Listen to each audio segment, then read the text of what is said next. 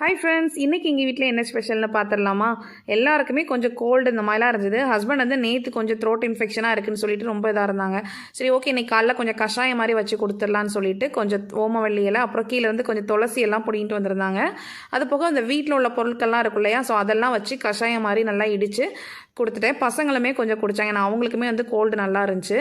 Morning வந்து இன்றைக்கி breakfast, அதுக்கப்புறம் பசங்களுக்கு ஸ்நாக்ஸ் பாக்ஸ் மட்டும்தாங்க. லஞ்ச் பாக்ஸ் எதுவும் ஹஸ்பண்டுக்கு கிடையாது. ஏன் அப்படின்னா, இங்கே நம்ம ரமலான் நோன்பு இருக்காங்க இல்லையா, ஸோ அதனால் ஆஃபீஸுமே வந்து அவங்களுக்கு 2 o'clock இல்லைனா 3 o'clock முடிஞ்சிடும். அதனால் வீட்டில் வந்து சாப்பிட்டுக்கிறேன்னு சொல்லிட்டாங்க. நேற்றே வந்து பார்த்திங்கன்னா ஆப்பத்துக்கு வந்து மாவு அரைச்சி வச்சுருந்தேன். இப்போ நல்லா வெயில் அடிக்க ஆரம்பிச்சதுனால நம்ம எதுவுமே போடாமல் ஆப்பம் வந்து மாவு வந்து நல்லா வந்து பொங்கி வந்துருந்துச்சு. அந்த நுரையாட்டம் இருந்தது.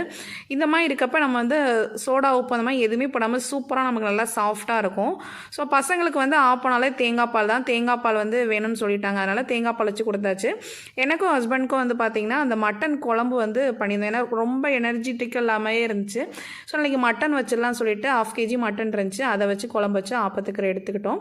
பசங்களோட ஸ்நாக்ஸ் பாக்ஸ்க்கு கொஞ்சம் ஆரஞ்சு, அப்புறம் 2 டேட்ஸு, அப்புறம் கொஞ்சம் குக்கும்பர்லாம் வச்சு இன்றைக்கி லஞ்ச் பாக்ஸை க்ளோஸ் பண்ணியாச்சு. ஆஃப்டர்நூனுக்கு இந்த மட்டன் குழம்பு வச்சு ஏதாவது அட்ஜஸ்ட் பண்ணிக்க வேண்டியதான். பாய். நெக்ஸ்ட் பார்க்க